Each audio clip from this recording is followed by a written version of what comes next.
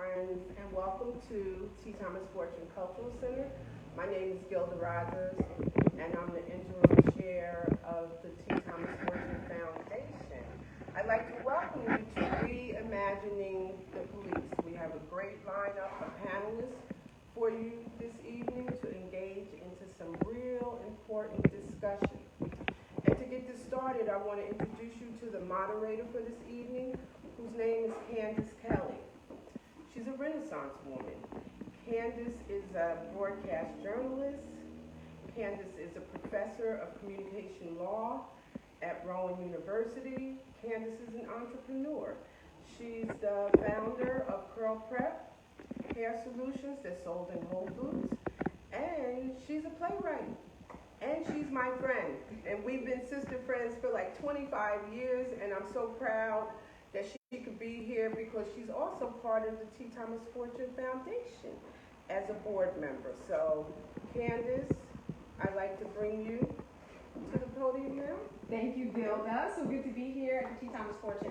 Thank you very much. Yay! Yay! I appreciate that. And hopefully you will all continue to join us as we have a series of social activism panelists and conversations. Today we're going to get right into it because we all know what's going on in terms of recently in Philadelphia, the shooting of Walter Wallace, and it's bringing up the questions that we have heard for so many years, and that is, what do we do with the police? What is the reimagining of it? Some of you may be thinking, all right, why don't we defund it? So that's why tonight we have an esteemed panel of guests to talk about this issue. I am joined on my left by Quovella Spruill. She's the police director of the Franklin Township Police Department in Somerset. To her left is Dr. Walter Greason.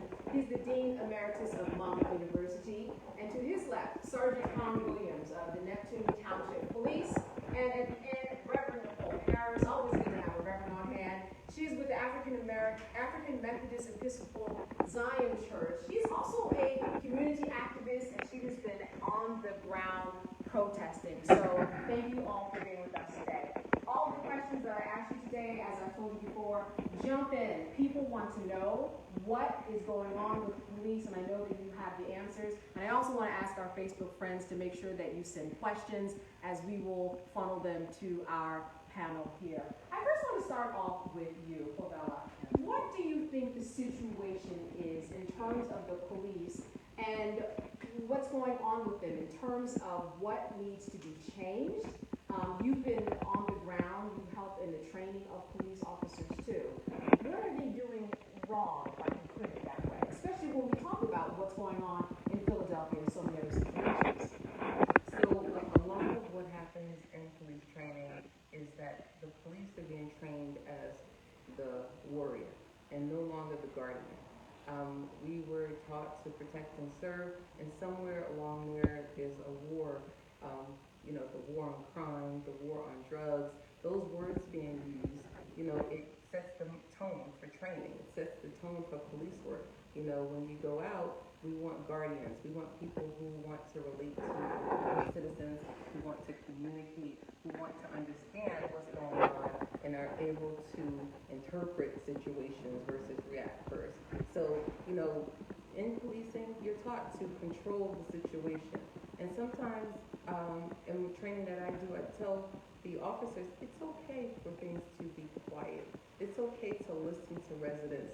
You don't have to come on a scene and immediately sit down, be quiet, shut up, move away, and bark out orders, because sometimes you have to digest exactly what is going on in the situation. So we want to change that tone to, guardians versus warriors. We are not warriors, we are guardians. We're there to protect the citizens and help them, because I want my children, I want our community to realize that that is the role of police. I don't want my children, I want my son to be afraid of police officers. Sergeant Kaan, I wanted to talk to you.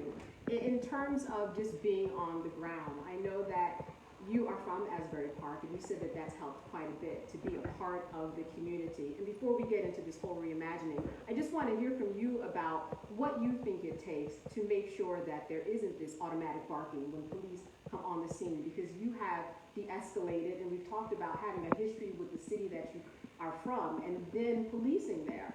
What is your takeaway from the approach?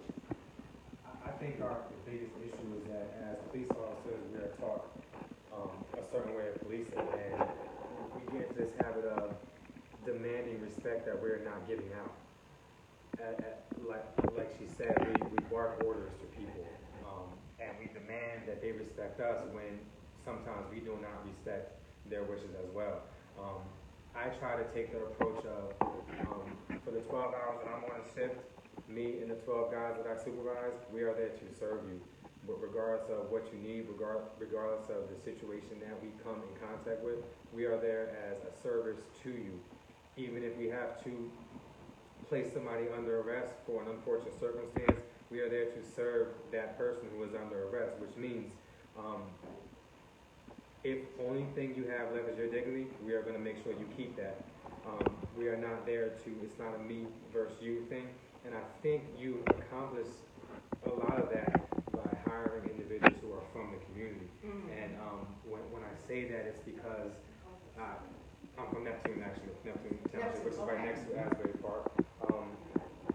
The fact that I live there and I still do everything there when I'm off duty, I can't treat people like I don't care about them, because they will see me when I'm off duty. They will see my son. They will see my mother, my sister, my family, and they know who we are. So the fact that I know the community that I serve, I know the people who work in certain stores, I know the problem areas, and I know the good areas, and I treat them both the same.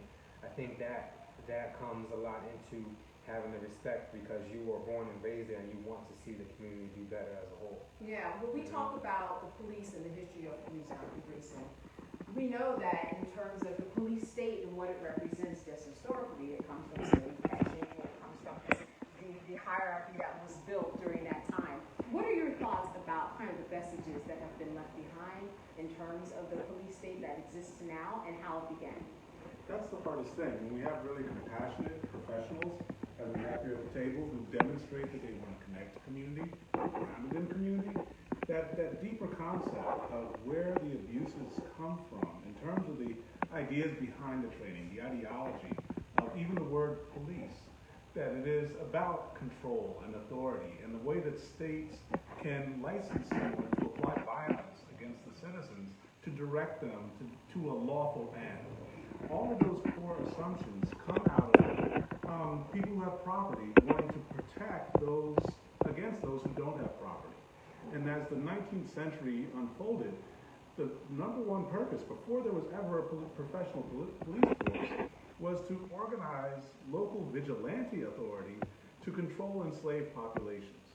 And then as these populations and immigrants come into larger cities, that's the origin of official, professional police forces to control undesirables, people whose recreation was too loud, people who might get out of control and get into a bar fight or weren't considered the upstanding citizens in these places. Most notably Chicago and New York and San Francisco. Those places were all teeming with new people figuring out how to live the lives and achieve their American dreams. And the police were there to kind of keep the folks who already had wealth, who owned the banks, who owned the factories, to keep those people in line. The Pinkerton agencies that went around and were strike breakers, that just kept people from striking for more wages. These were all the practices and policies that ultimately took form in what we see as A. Mitchell Palmer raids in 1920. And that process basically entrenched what becomes the FBI. And standardizes a federal system of saying there are people who are inherently criminal and will never be full citizens, that must be kept underfoot with force and thrown away and locked away from the general population whenever possible. We have to uproot all of that past and reimagine this idea of a guardian or a community servant at the heart of what I don't even really think we should call it a police force. I think there are ways we can change that later. I think we can call them our community guardians. There are all kinds of terms that I think should actually grow out of the local community's feedback that talk about a way that these people, these professionals, serve the common good and promote community healing. And I think that's where we can start to go tonight. Reverend Harris, I want to get into this whole idea of why we're here, and that is Reimagining police. You have served on many organizations as well as hit the ground running in terms of protests. You are kind of, you're at the level where the people are. Talk to me about what you are hearing people want the police force to actually look like. Because when we talk about reimagining the police and changes that happen, we often go to the community. What are they saying? I think they want the police department to look more like a reflection of what community looks like. So if you have a community that is made up of a certain demographics and then the police department looks nothing like that, and then now it feels like somebody's commuting to work to police me and then going back home. And so they don't want a police department that doesn't look like their community, one. Also, they don't want to continue to be pushed to the margins. To Dr. Greason's point, where policing was about protecting the property owners, right? It's still very much about, it seems to be very much about that to those who are on the margins, right? So what I realize is that as policing as we have gotten to this point, what's happening is that in a lot of communities that are being gentrified, right, you have newer residents that are coming in, and then the police are now protecting the property owners, the newer residents, and the people who have lived there a long time who are not property owners are being pushed more to the margins. They become those who become criminalized, and while the newer residents are being the ones that are protected and privileged. And so they don't want to feel like they are the outsiders in their own neighborhoods and in their own homes. And so because the police are there, they're there to protect all of us, why is it just seems like some people are policed one way and then we are policed another way? Sergeant Kaan, what do you say to that? I say I agree. I've seen it, and it's no stab on anybody who does hiring or promotions in our department, but I've seen a lot of police officers get hired to Neptune that do not live there, have no idea what it entails to be from Neptune, and the problem exists is where they do not understand the culture of the people that they serve. And I say that because if you go on a certain call and you are policing a certain demographic, let's just be real, one demographic might talk different than another one does. Right, the cultural norms are different. Correct. The cultural norms are completely 100% different. And if you have not experienced that in your life, your first time as a 21-year-old young police officer from a totally different town, maybe a totally different state, you might react to that in a way that somebody who was used to that would. And I think that is some of the problem why the use of force is not done correctly, because the communication is there and they're not understanding the communication and interpreting it the same way that the people are giving it out. So what training do police officers get when it comes to cultural norms, mental health, things of that nature? I will start with you. What do they know? So can I just make one comment? Because I am in charge of hiring and selecting people for promotion. So I agree with you're saying, and preference should be given to individuals who live in their area so that they know the people. But I also can say this: I am not from Somerset County. I am not from Middlesex County. I'm not from Franklin. I grew up in Newark, New Jersey. But I transplanted myself there in Franklin for the last 6 months. I know how to talk to people. I know how to deal with the community. So, I hate to say this, it wasn't a training thing. It was how I was raised. It was how I was educated. It was my parents. It was my background. It was my mentors. It was my upbringing. So I think the problem becomes in not just picking people from the area, which is always a bonus. It's written into our ordinance that they get preferential treatment over hiring and promotional selection when there's ties or, it's built in. But those people, how we hire needs to be evaluated. What are we looking for? We're always looking for the strongest, the fastest, the certain stature. Look at the state police. I mean, they all look like the same. They all look like the militia. You put on that uniform, you really don't know who's who. It's almost like us now wearing our masks. So the selection process needs to be done. I can take Sergeant Kaan to Franklin, and he would do great. So, because that is the person he is. So who are we looking for in these positions? Who are we training? So the training that is given, I can say, needs to be revamped. Mm-hmm. And I'm actually on a committee with the National Organization of Black Law Enforcement Executives and other law enforcement and prosecutors, where we are presenting to the Attorney General new methods of training. They should be trained, officers and candidates. They need communication. We spend 40, 60, 80 hours at the range, doing defensive tactics, learning how to handcuff people, remember that? Okay. But how much training did you receive on sitting down, communicating, and learning someone's culture? You did not. If you were an executive and you took a job in China, what would they do to you? They would make you go on practice. That's right. Immediately. Let me open this up to the floor. I do want to talk briefly about this thing of welcome moms, because it looks like so many other things, so many other situations and shootings, except that we do have the mental health component there. What could have been done differently? And this also plays into, well, let's reimagine the police. If there was somebody who dealt with mental health issues or social issues, or who could have been there? Why did they not have tasers? There's so many questions around that. I wanted to just open up the floor to talk about what could have been done differently in that situation that's still on fire in Philadelphia. I'll start with you. I don't know the training, so I think we want to pound on the training part of it. But what I see is that not seeing the full humanity of people. I mean, they shot him, I believe it said 13 times. I'm like, would you shoot the grizzly bear 13 times? Like, why would you shoot anybody 13 times?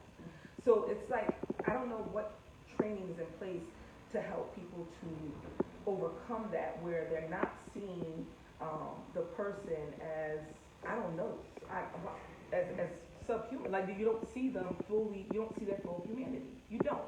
Because if you can shoot somebody 13 times, I don't see how you see them as a human.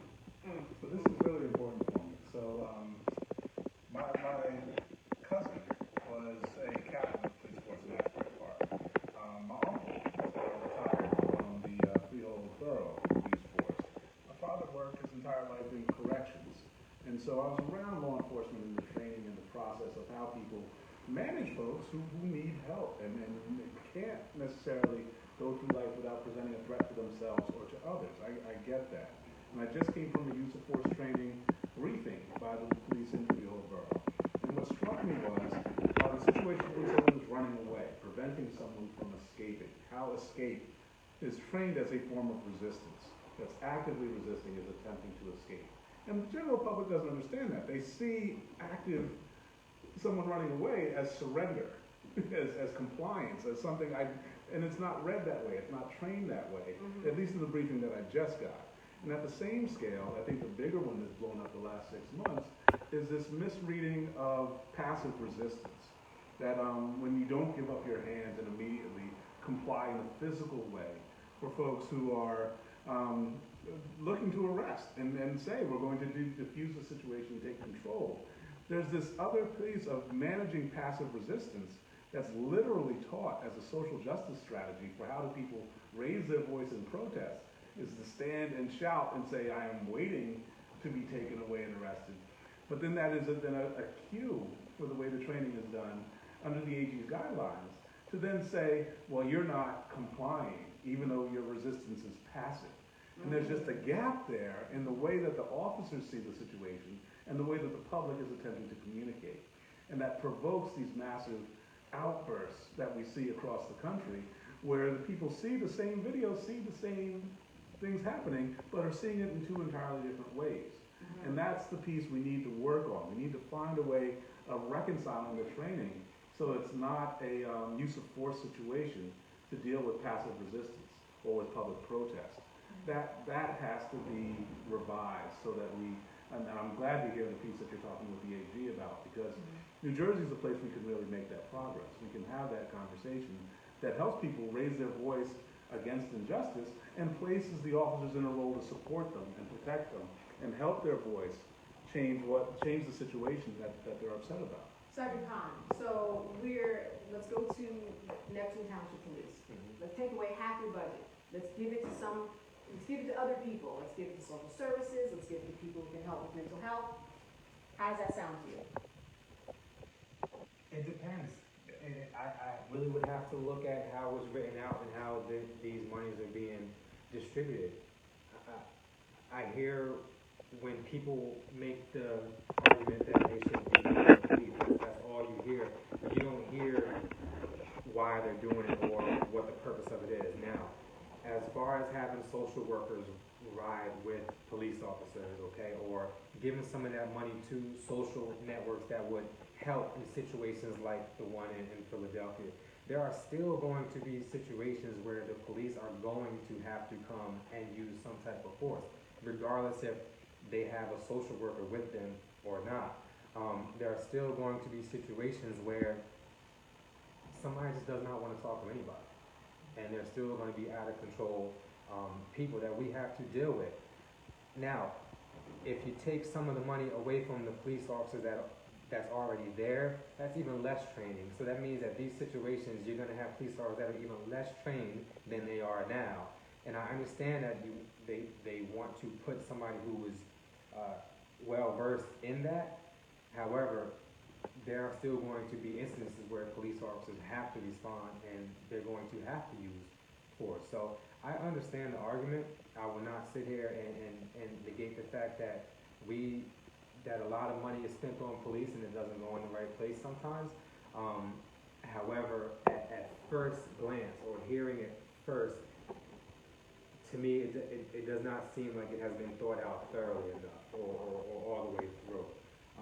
Only because we don't get enough training now as it is. And I don't think people understand the magnitude and the pressure that is put on a police officer to do many different jobs, okay? And what are the many different jobs? You get on a scene, and then what goes through your head in terms of what you have to process? Well, let's take it a step back from just getting on that scene. Let's say if he worked a 12-hour shift, he might have answered a call, a first aid call. He might have answered an alarm. He might have answered a call where a mother wants us to discipline their child. We answer all types of calls that we're not equipped to handle. Nobody taught us how to discipline somebody else's child. We just do it to the best of our ability. There's no book that's given to us and says, do this way.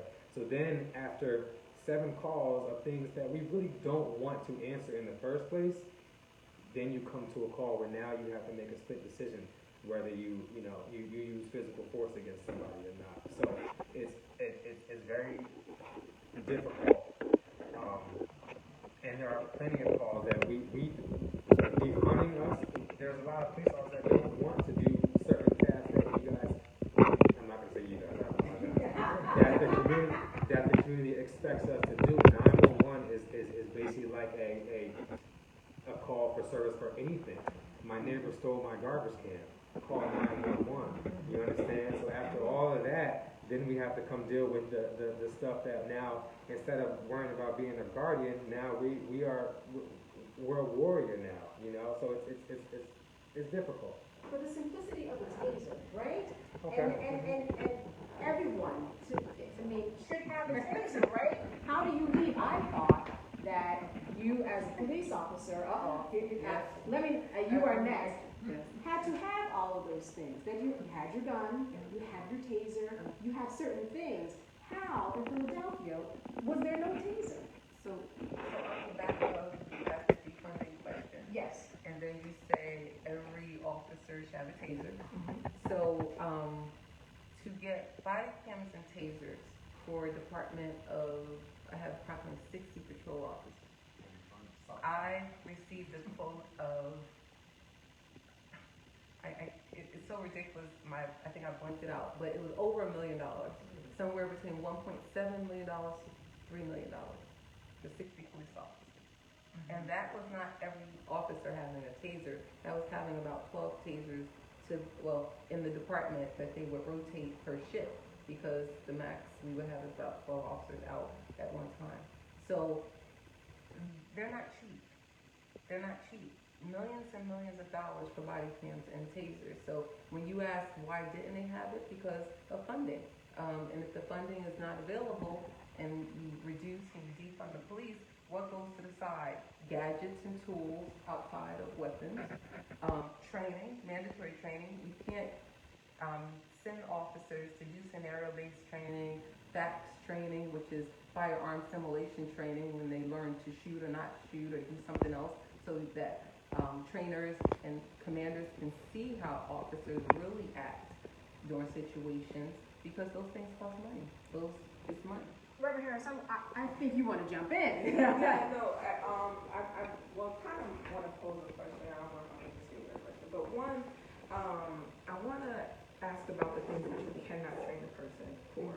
So, my first degree is in education, right? And my second is in divinity, and so I'm a pastor now, but I was a teacher first.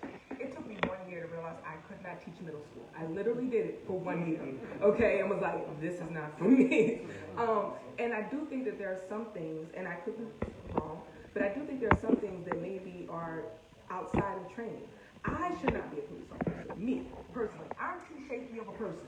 I'm too jumpy of a person. It's not a vocation that I should even consider. So if somebody becomes a police officer and you realize, you know what, this is not for you, how they should go. And so, and I want to know what that process looks like. And when you bring it up, I always hear the union get brought up, okay? So I really want to know what that looks like, because I truly believe that you can't, and excuse my language, you can't train somebody not to be a punk. I'm sorry. So, but and that has to come out within 12 months. Mhm. So you have supervisors, you have chiefs and directors up against the clock for 12 months. And you know, and I know sometimes that does not happen in 12 months, because you have to put someone in a situation and pray it's not a deadly situation before you can get rid of them. Within 12 months, you can make that call to terminate someone on probation, but it doesn't always surface them. So that's why there should be continued licensing. There should be some type of accountability for police officers to undergo constant monitoring. When you, after 5 years, you're able to get promoted. They have to undergo another psychological exam, another physical exam, to see if you're prepared to leave. But there are no cultural exams. Are there any exams that have to do with mental capacity of people? No. Okay, so how do we change that? And you talked before about some things that are emotional. So there's a really huge piece that we often don't talk about in public policy here, is that all of the police forces are essentially local. That's what we're talking about, Newark versus Franklin, or Neptune. Asbury Park probably has some deal where they overlap, but they could be county bodies. It's not just the sheriff's office, and you wouldn't have every town scraping to pull together funds to equip and support their local law enforcement body. So they're kind of like Candace. And so, yes, they merged this out and made this, and that's a very interesting model to look at. But even beyond that, I've seen these examples, and it's largely in metropolitan areas, like places where they have a metro, big cities, surrounding suburbs, shared law enforcement responsibility, where they're buying helicopters and anti-tank weapons and extensive SWAT paraphernalia, and just massive millions and millions of dollars bought on subsidy from the U.S. military in many cases that doesn't actually serve the needs of those communities. And it's millions and millions of dollars that could go towards building out county-level social services for social workers. Not necessarily for ride-alongs, but to be on call and to be able to respond when the police say, we need you here. And so for the police to buy in and connect with the social workers and with educators is the biggest thing. If they're connecting to superintendents and principals and dealing with families as people who are extensions of their own community with love, that body of social workers, educators, and police together, organized at a county level, will deal with almost all of what we're talking about at a lower price point. And again, New Jersey could be a leader on this immediately. And Camden County, New Jersey, was taken over by Camden County in terms of policing, and they saw a big reduction in their crime when they used their resources differently. What do you think about that model? I think it works in certain places. Camden was a place where it worked. I'm not sure it would work in every county. And why is that? Let me start with Somerset County. The demographics, the size, Franklin by itself is almost 50 square miles. So I couldn't see and we also police other local municipalities right now, so which spreads us out. So I think because of the size in Somerset County, same thing for Newark, they're very busy. If you develop the Essex County Police Department, you probably would have about, well, I know you're going to have, because there's 3,000 cops there. So you have the police department the size of 3,000. So I don't know if that would make services better or worse for citizens. So I think it depends on the county, it depends on the demographics, it depends on the size. Can I jump in there? The reason why Camden County worked, its statistics went down. They had one of the worst statistic rates of murder and things like that for years. When they got rid of their entire police department, they hired back 50% of the people who they got rid of. The reason why it worked was because they adopted a community-oriented based policing model where the chief made every patrolman walk a beat and knock on doors. Meet people. Yes, and meet people, get to know people. So, and ask them, how can we serve you? You know, we are here to serve you. What can we do to, you know, to basically make your life better? It wasn't just about them dismantling the entire police department because they hired most of the guys back. It was that they adopted a new form of policing, which I think can be done without firing people, which can be done without getting rid of entire police departments. Now, there are plenty of politicians and people that are trying to go to a countywide police force, even in some states and some towns in New Jersey, which it could work, but then you have to realize you're going to have 50 chiefs in every department that's going to, they're not going to like that. Correct, you know, so, and I can understand their argument with that. So I think you can accomplish that goal by just changing the way you utilize your law enforcement, your police officers, by going from a us versus them mentality and being out there or on the beat and being sort of like a beat cop like they used to have. Can I go back to something? So we talk about police being called to certain calls where we should not be. Mental health, social services. A couple things happen. Mental health is out of control in our society. Drug abuse is out of control in our society. And a lot of what the police deal with stems from that, but the burden becomes on the police department. Citizens call 911 for that help. And we all know drug abuse and mental health, solutions to those are voluntary.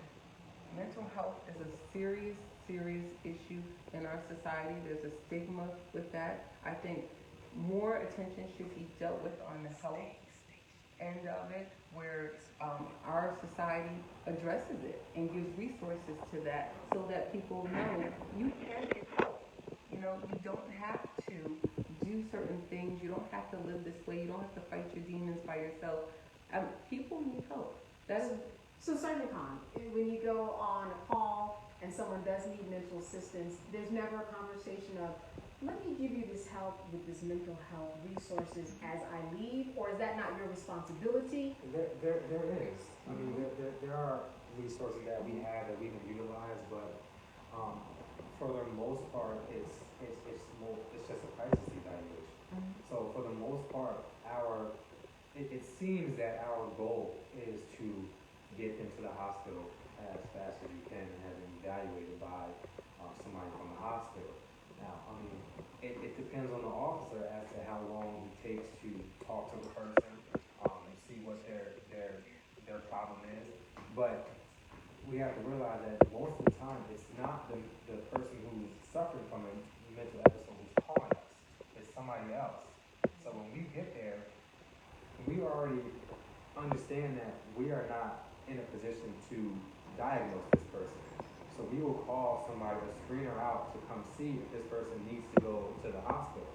So we know we're not capable of making that determination on our own.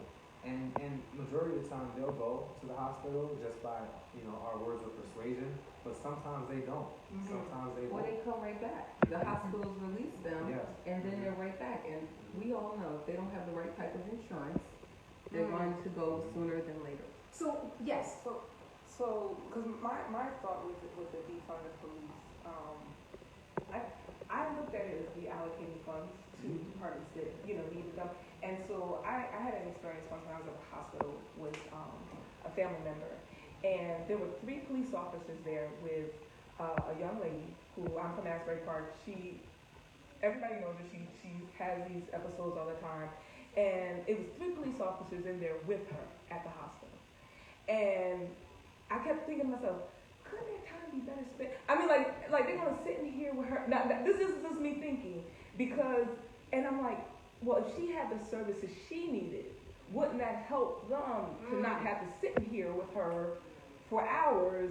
You know, so I think, you know, sometimes the language is strong of defunding. What I look at it really is reallocating it to other services that are ultimately going to help the police, because then you can do your job rather than doing that. Right.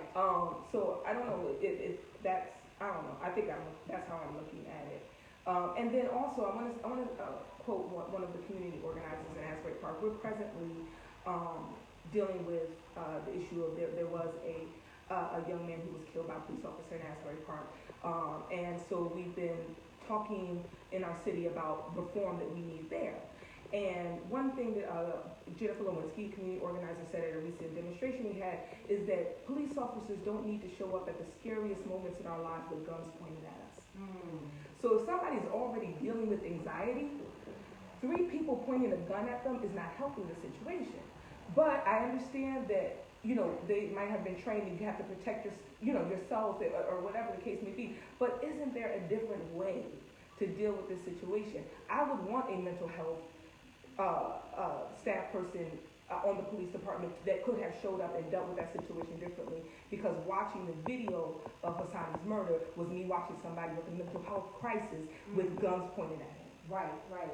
For those people who are just joining us, just so that you know who we are joined by, I'm joined by Quovella Spruill, Police Director of the Franklin Township Police Department, Dr. Walter Greason, Dean Emeritus of Monmouth University, Sergeant Kaan Williams of Neptune Township Police, and you just heard from Reverend Paul Harris, African Methodist Episcopal Zion Church. What about on the federal level? We've been talking about policing and local communities. Then we talk about what might take place on a county level. But federally, there are some laws, especially after the death of George Floyd and Breonna Taylor. Federally, couldn't we just take care of this with one congressional act? And what would that look like? On the books, we were talking about, I think, the Criminal Justice Act of 2020 and the no-knock warrants, getting rid of them, making sure that we can get the history of police officers and you know, what their history has been with the community. Federal level, what do you think about that? So, the issue with the no-knock warrant, and I always go back to Breonna Taylor that was all built on a lie. That was not the purpose of no-knock warrants.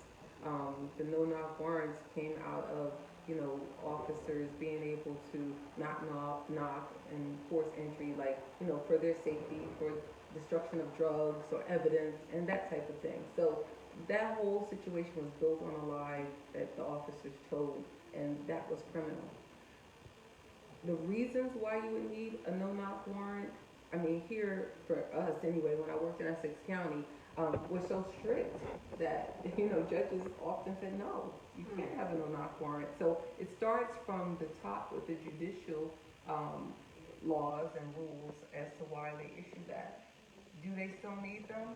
Maybe, but they should be very stringent and very strict as to why you would get a no-knock warrant.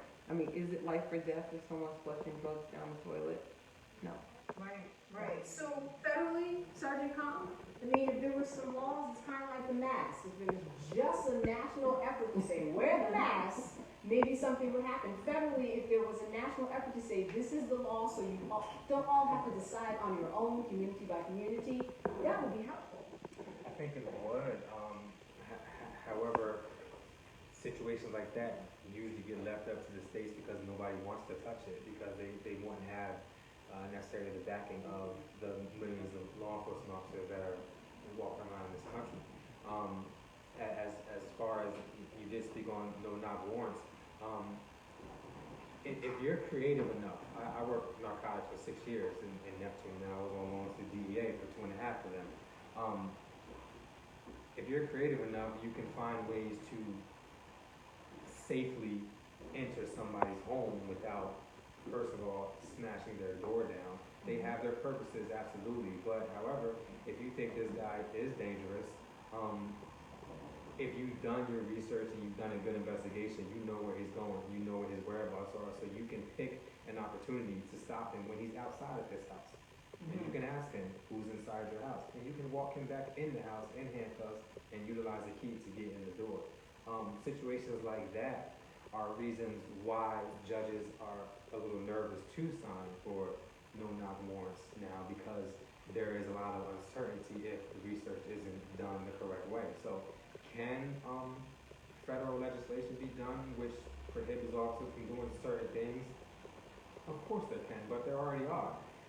It's not gonna stop every single bad thing from happening, because you know what, police officers, they do make mistakes, and if we're held accountable for the mistakes that we make, maybe it will give a little bit of ease to the situation. However, I think you're still gonna have some of the same outcomes. Yeah, you're a different type of police officer, Sergeant. I gotta say that. People probably watching this on Facebook like, we need a few more Sergeant Kaans in our neighborhood. You know, Reverend Harris, you just mentioned working with Asbury, I believe, right?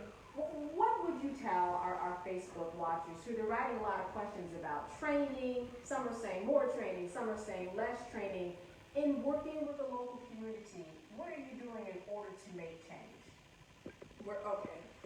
So right now, the community is being very vocal about what they want. And so we're coming together to say, these are our desires and these are our demands. So in Asbury Park, the community wants a civilian review board. They want funds reallocated to mental health services. I actually had a resident call me up and say, I remember there was a time when we had like a counselor or something that would show up. What happened to that? I don't know, but I'll try to find out, you know. So they want that. Also, they're concerned about what happened with the recent killing, because, and I don't know if it was a year ago or maybe a little over a year ago, there was a report that came out by the Star Legend that when they did research on every department, every you know, yeah, thank you, the use of force, and the officer that killed Hassani was the second highest number of complaints in the city. So now you have residents going, okay, you knew he had an issue and you still let him police us. So now they're saying, you know, what do you do with this kind of data to make sure that we're safe? And so that's the things that the community wants. I think the community, people absolutely want safe policing, absolutely. Right. But they want policies in place that don't protect police more than they protect them.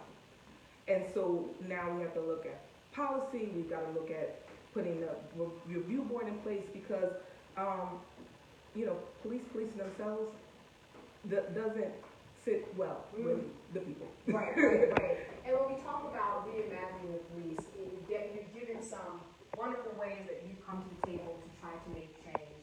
Dr. Greason, what do you think are other ways that people can actually, who are watching, if they want to make change, make their voices be heard, to actually see change in their local police departments? What do they do? What can they do? So there are two pieces that come immediately to mind. Folks who are local committed activists have to learn the language of how people are hired and trained, promoted, evaluated within the law enforcement structures, and understanding at the bottom of it, the Attorney General of the state of New Jersey sets the structure within which all that operates. Now, the Attorney General of New Jersey operates within the context of the Federal Department of Justice, that then, depending on who is in the White House and who is the Attorney General of the U.S., it's going to be very different. You know, Eric Holder is not Bill Barr, and so there's just fundamental distinctions about how they go about this. You don't get that use of force report from the Star Ledger without the time that Holder had served as the AG. He put that in place for everybody across the country. That's not the priority. Like, we reversed that over the last 4 years. And so, beyond knowing the way the structure works, there was something that struck me earlier at the use of force piece in Peterborough, was a legal case that came in the early 1980s that was basically hinged on the word apprehension. Apprehension. And this is a very technical word in law enforcement, an enormously important word that you can't get through and become an officer. You can't be a professional without understanding the way apprehension works. But for the average citizen, it sounds like just a big word, right? But it's not just literally being taken into custody. So that I was stunned when I saw this in use of force guidelines, is for police officers shouting, "Stop!" is to cause apprehension, is to cause people to stop and look around and wonder what's going to happen next. In the same exact way, them unholstering and pointing a firearm is to cause apprehension. It's not a use of physical force. It's not a threat of deadly force, but it is just a symbol to cause everybody to react with apprehension. And that's a huge distinction about how folks are trained versus how folks receive or expect the interaction to unfold. And so within that, I come to one final thing that's really huge for me when you talk about Asbury Park. In my second book, Suburban Erasure, I talk about the Marlborough Psychiatric Hospital. And Marlborough Psychiatric Hospital was an enormous institution. A lot of people know that. All right, let's break it down. So this was a state institution funded for those who were struggling with addiction, struggling with mental illness. There was an entire staff of nurses and social workers. Both of my parents worked there in the 80s. And this was the heart of the black middle class in a lot of ways for Western Monmouth County. So if you got a job at Marlborough, you could all of a sudden afford a house. Right. You could give a little bit more money back to your church, and your Sunday school did a little bit better. Your kids got a chance to go on to a better high school, better college. And so Marlborough was an enormously important institution in this region, and it was shut down. They laid everybody off in the mid to late 90s, and at that exact moment, they deinstitutionalized. You can go back into the state archives. They deinstitutionalized all the folks who had addiction, mental illness issues, and they basically moved them to Asbury Park. Wow. And it just shattered that community for the better part of 2 decades. And so that's the kind of thing that we look and we see the consequence. And we're like, well, no, if you take 500 people that are struggling to keep themselves functional, and you say, yeah, all y'all go here and just hang out. And it's worse in Asbury Park because they actually ship people from as far away as New York and from Philadelphia. We're doing the same thing as what happened after Marlborough closed. Right. So it's an expected outcome when you look at it that way. And so when we talk, Sergeant Kaan, about changes, systemic changes in Neptune, what are your discussions? As far as in the police department? Yeah, in terms of how do we get a different result than what we are seeing on TV or in neighborhoods that are right next to us? What are you doing in terms of preventive measures? Are there discussions? There are discussions that I'm only on one level, okay? I do not have that seat at the table as of yet for implementing a discussion that... How do we get you a seat? I will get there. I'm working on it. People are talking about him on Facebook. So He's a staple in the community. I appreciate it. That's Thank great. you. I can only do so much, so I focus on myself, and I focus on the 10 to 12 guys that I supervise. And I just try to instill in them the belief that I have of being a police officer in my own town that I was born and raised in. Now, to some of them, it may sound cliche, they may not buy into it, but a large majority of them I feel as if it does resonate. I feel as if out of the supervisors that we have, I'm the person that they call, whether it's for something that they did that was a little bit, in the gray area, or whether it's something that they want to tell me that they did that they actually enjoyed doing. But as far as our township is concerned, they are installing it's not a review board, but they're reorganizing the structure in which who comes up with the rules and policies for the police department. That is in the works. I believe it's coming out in January. However, I can't sit here and honestly tell you what the top brass has in mind for conversations like this. I can only do what I do on a level where my shift is, and hopefully moving up in the ranks and moving up in different positions will allow me to reach more people in my police department. Quovella, the National Organization of Black things to the next level in terms of training or at and reorchestrating the police. I'm sure that they're doing something. So it was funny when you said, what could he do to get a seat at the table? Yes. I was going to say join Noble. and that is not just a plug for Noble. It is true because, you know, on the state level, on the national level. So I am the executive vice president of the New Jersey chapter for Noble. And as part of that, like I said, we are in conversations with the Attorney General's office about hiring, about training, about continued training and licensing for police officers. And how's that going? It's going well. I mean, listen. Could we see change? I believe it's going to take a while. It's not going to be one of those things within, you know, within 3 months because it is cultural. Mm-hmm. It is going to take a while, and you have to have people that look like the community at the table. And in most counties, that is not the case. And, you know, I've said to the prosecutors, maybe look at the county prosecutors, there's not a lot of diversity there. Right, and they're the ones who determine whether a charge sticks or not. Well, they can make recommendations and otherwise. not just that, they are the chief law enforcement officer of the county. Like the Attorney General is the chief law enforcement officer of the state. So I think Governor Murphy made a big change when he appointed Attorney General Gruel. Yes. I mean, he looks totally different than anyone ever as the Attorney General. So I think that was a start, but it needs to happen. It needs to trickle down.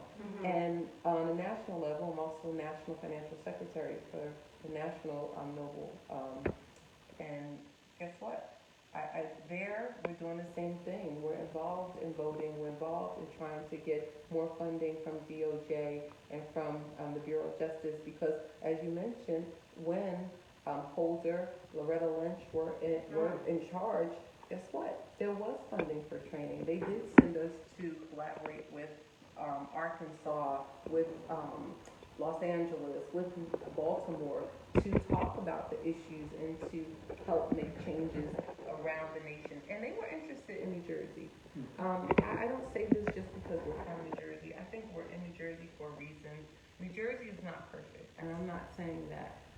And I've been on panels and I said we're not Alabama either. And people say, well, we're not far away. Yes, we are. Yes, we are. On paper, yes, we are.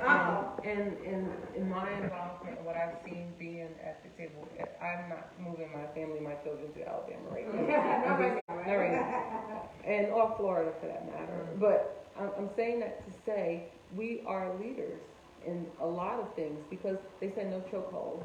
We didn't have chokeholds. Were you taught chokeholds? No.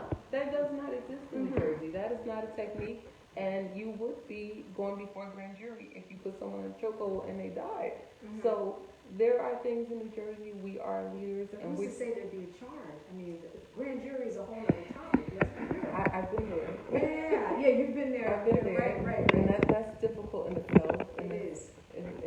So before we close, I just want to put this out to anyone who wants to answer this question, or two or three.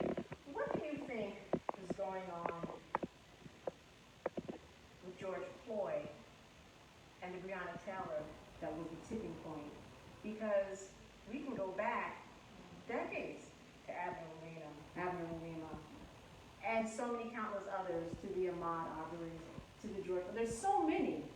I'm just curious, what do you think is going on in the atmosphere right now that made this a real tipping point? George Floyd, That was blatant. I mean, black and white. So many other things. But that was, the whole thing was on video. So think about the other situations that happened. People could justify it, not normal people, but some people sat around and said, well, you know, the cops had to do this. It was on video. It was live for the world to see. No one could deny that was murder. Everyone had to say, well, yes, that was murder.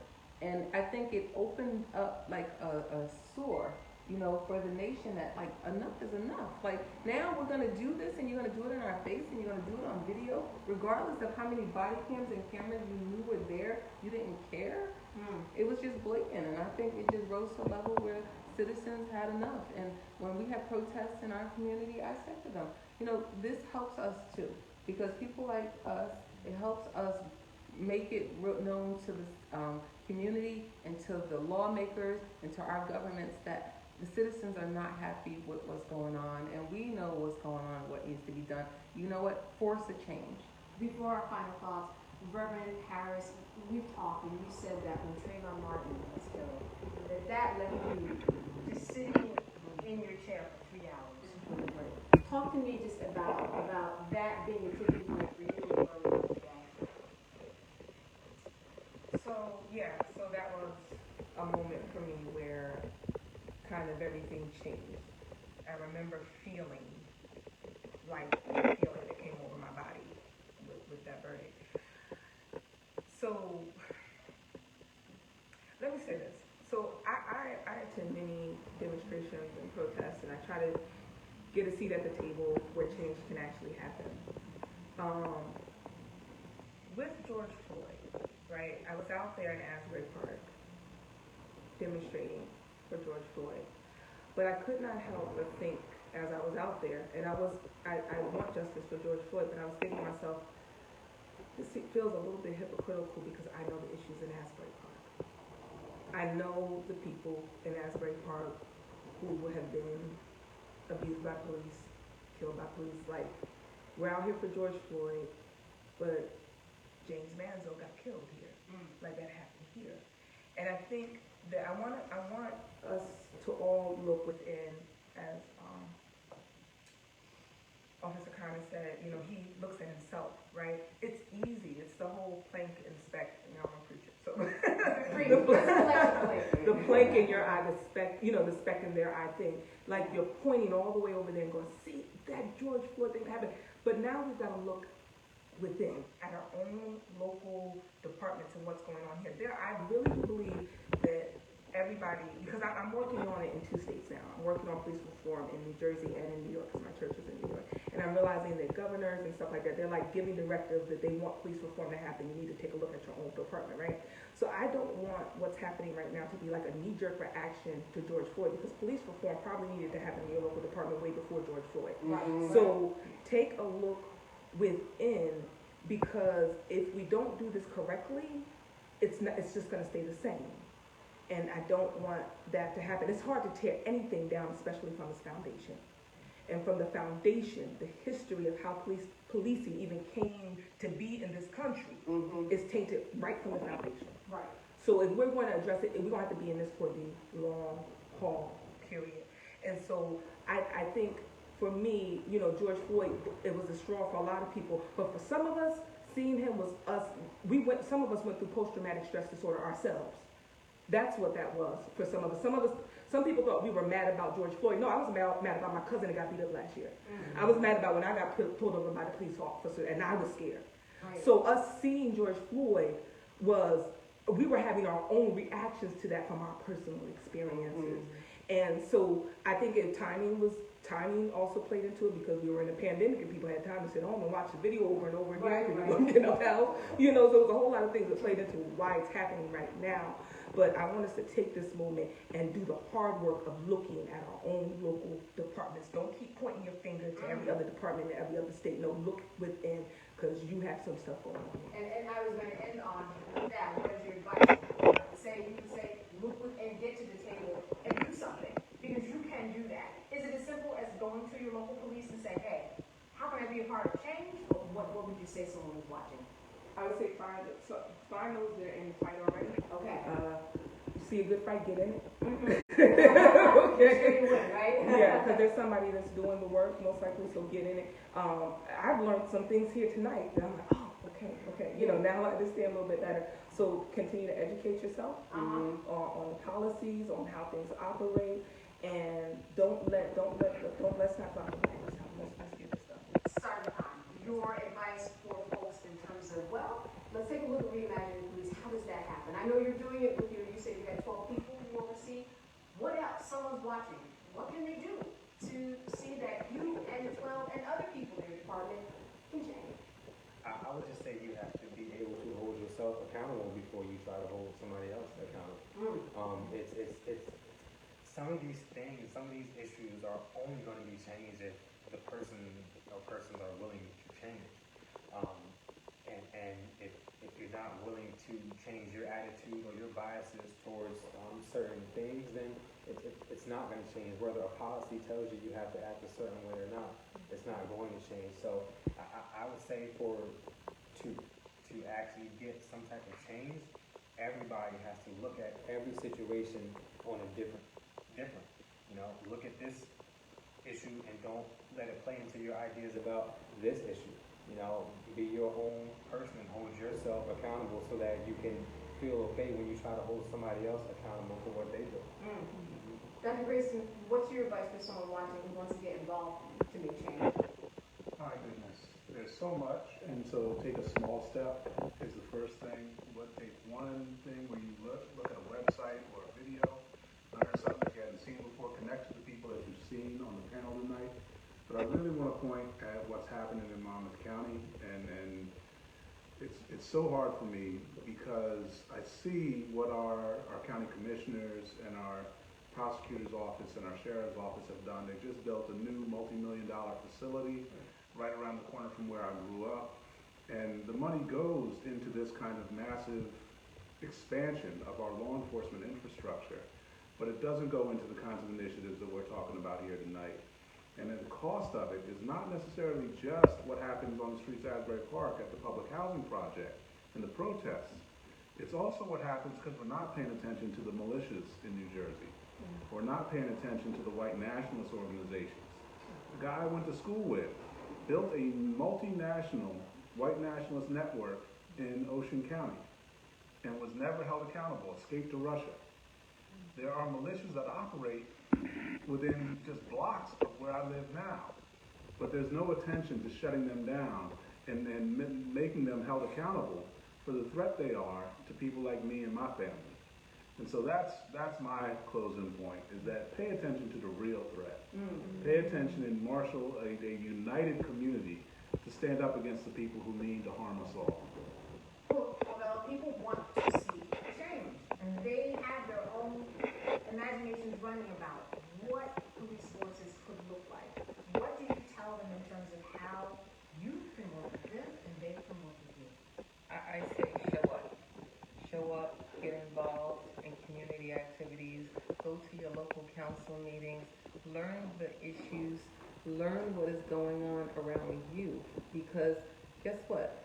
Those local elections affect you much quicker than the national ones. Yes, we have to vote every election, but you need to know what the issues are all the time, not just when there's an uprising or when there's a protest. You need to stay involved. And that is what happens when we get lulled asleep and we're not watching. That is why we get the president that we have now, because no one was watching what was going on. Everyone just assumed, oh, it'll be okay. No, as soon as you turn 18, you can vote, you have to vote. I have my 14-year-old, she's a November baby. She's like, I can vote before I turn 18.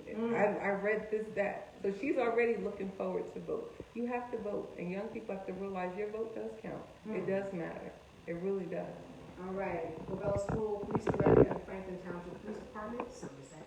Dr. Walter Greason, Dean Emeritus of Monmouth University. Sergeant Kaan Williams, Neptune Township Police. And Reverend Nicole Harris, African Methodist Episcopal Zion Church. I want to thank you so much for being with us today and sharing such amazing insight. I hope that people who are watching will reach out to you. That's why I said your name several times. Reach out to them, Google them, and be in contact with them, because they're not just sharing their ideas here. They want to continue the conversation outside of here. And we also want to continue the conversation with you here at the T. Thomas Fortune Foundation and Center, where we have, by the way, a wonderful exhibit of Count Basie, the kid from Red Bank, downstairs. We really want to check that out. And we also ask for your support financially with donations in order to keep conversations like this going, as well as other exhibits and social activist work that we are doing. Thank you so much for joining us. Continue to post your questions, because they'll get you back. All right, thank you. All right. I just like to say that we had a lot of comments that came through Facebook. So I want to reiterate what Candace has said to people like Jennifer Lewinsky, Jocelyn Graham, who asked great questions and had great comments, Brigitte Mondesir. So please, this is just the beginning of these conversations. we will be engaging in this topic of discussion and trying to find solutions and answers to move this forward, to make reform and change in this country. So I'm saying to all of you Facebook fans and people out there, please stay in touch. Please stay connected to us at T. Thomas Fortune Cultural Center, and look forward to the next session. And please, again, reach out to the panelists here tonight, and connect with them so that we can come together and make change. Thank you so much.